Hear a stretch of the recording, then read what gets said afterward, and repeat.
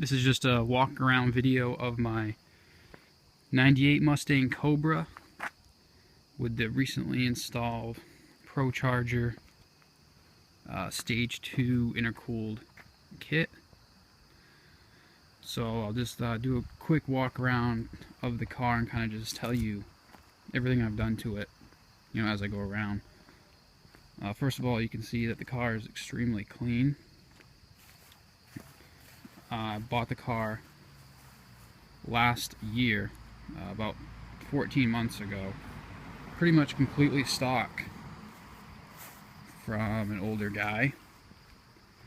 The only things that were done to it when I bought it were it had a BBK throttle body, the windows were tinted, and it had the MagnaFlow MagnaPack mufflers, and I believe that was it. It had this S281 wing on it, and I believe that was it. Pretty much stock.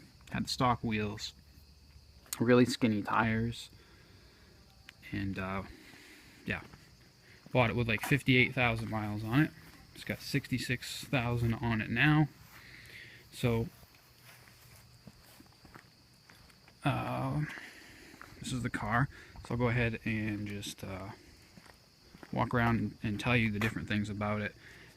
First thing, exterior. I'll start with the exterior, then we'll go to the interior, then we'll go into the engine bay and talk about the procharged. Starting off with the wheels. These are American Muscle FR500 black chrome wheels, 19 inches. You can see there on the back, the deep dish. 9-inch wheel on the front, 10.5 in the rear. Nitto, what is this? The Nitto NT55s, Nitto NT555s in the front, 245 40 18s, and the rears are actually drag radials, 305s, nice and wide, NT555Rs. These things grip like crazy. When I got this car originally with the stock tires, even without the procharged on it, you mat the throttle and this thing used to go sideways. I mean, now it doesn't. These tires grip, and they only spin unless you really want them to. Let's see here, we'll go to the front. I put these headlights on. These are smoked headlights I got on AmericanMuscle.com. I put the Cobra emblem on the front because, as you know, that these cars come with the Mustang emblem. The horse really didn't like that, so I threw the Cobra emblem in there. And that's pretty much for exterior mods. Has the short antenna, and you can just kind of see the intercooler down there. The piping probably hangs a little bit lower in that lower left corner there, the passenger side, more than I want to. If I decide to keep the car this winter, I'll probably adjust the mounts for the intercooler and move the intercooler and the piping up another couple inches.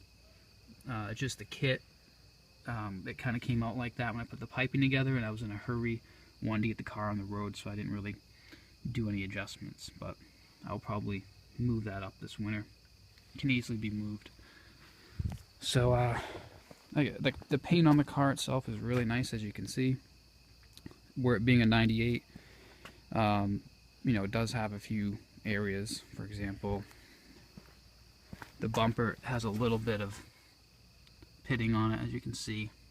Nothing major, just from road debris. Most of this is bugs. I just got back from a drive.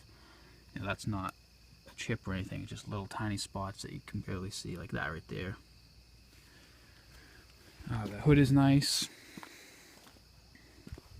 There's one spot on the door over here that was with the car when I bought it. You can see it right there. It's not really noticeable if you're like back here. You can't even see it. No one else really notices it.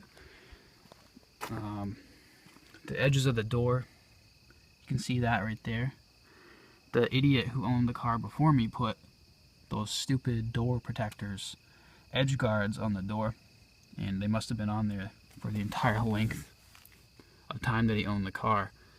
I took them off when I bought the car, and it left behind this marking here. Again, not really noticeable from far away, but if you know it's there, you're going to notice it. But really, not a big deal.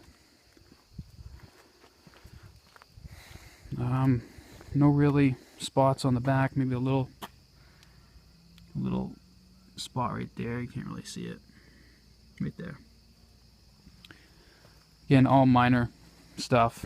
A few little spots here and there. This side, this door is not as bad as the driver's side.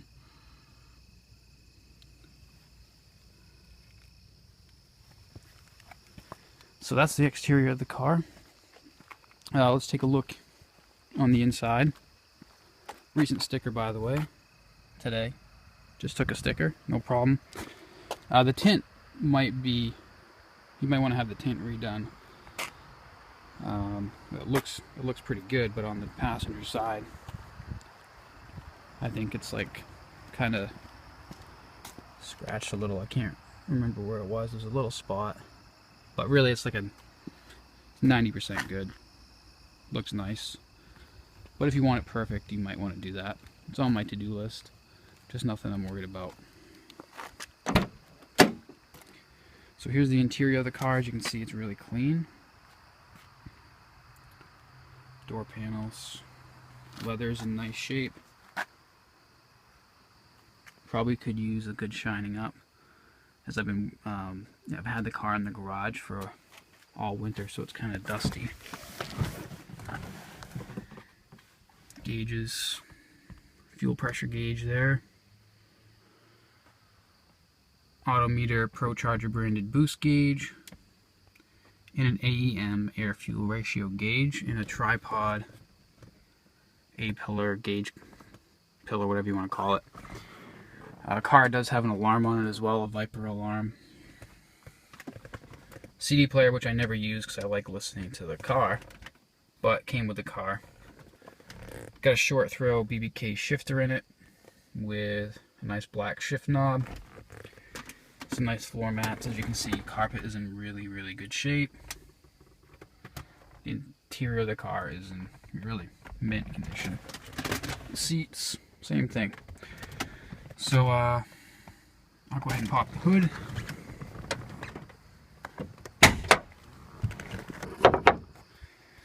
Okay, so as you can see, there's the procharger. Procharger, this is an Anderson power pipe. The procharger kit comes with a much smaller inlet pipe. I didn't really like it, so I spent the extra money and bought this Anderson power pipe, and it tucks the air filter into the fender in there, so it sucks in cool air. I love this thing. It looks nice, and supposedly it gives you, a few extra pounds of boost, more power. There's the procharger unit. It's a P1SC. Running about 9 pounds of boost right now, and the car makes over 500 at the crank, 420 to the wheels on a safe, conservative tune. These engines, on the stock block, you shouldn't run them over or anywhere near 450 to the wheels. Otherwise, you have a much higher risk of blowing the motor. So I wanted to keep it safe until I decided to build the motor. So the car could make 450 all day long. I'd rather have it safe. So that's the procharger. Brand new Ford Racing plug wires, 9mm. Brand new coil packs. Let's see here. There's that BBK throttle body. There's the fuel pressure gauge sensor. Engine is extremely clean. I just changed the valve cover gaskets because they were leaking a little bit. Just changed them. Just deleted the IMRCs at the same time. Car is lowered, by the way. There's the caster camber plates there. So that's the car. On the procharger kit, all the work you see I did myself. The only thing I didn't do myself was install the 373 Ford Racing gears. I didn't do the alignment, and I did not tune the car. The car was tuned by Performance Dyno in New Hampshire. What's his name? Pete Johnson, I think, was the guy. He knows a lot about Mustangs. He's the guy who tuned it. So let's go ahead and just start it up. Go ahead and just shut this. Oh, I had to trim the hood to fit all this stuff. The hood is fiberglass. You can see here I had to trim that to fit this huge power pipe. I had to trim a little section up there to fit the throttle body. The car originally had an insulator on it, you know, those black insulators. You can put it back on to cover that if you want to. I just haven't bothered. But let's go ahead and start the car.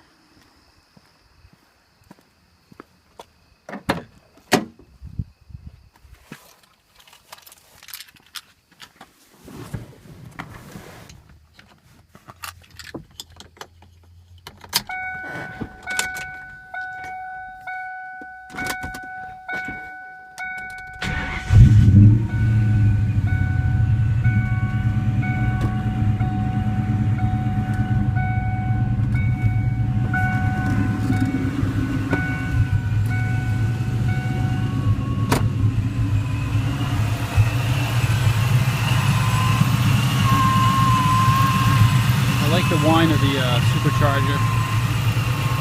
I think it sounds great, actually. I know a lot of people order these with the quiet gears. I didn't do that for that reason.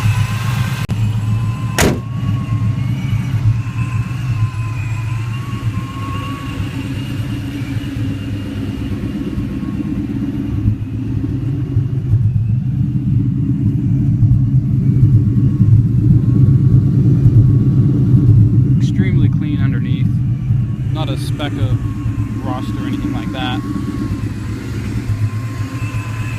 Anyways, that's it. I mean, pretty well maintained Cobra. Probably the cleanest car with these mods that I think you will find, really. I don't see any cars like this in this area, and I'm always getting compliments on it whenever I take it out.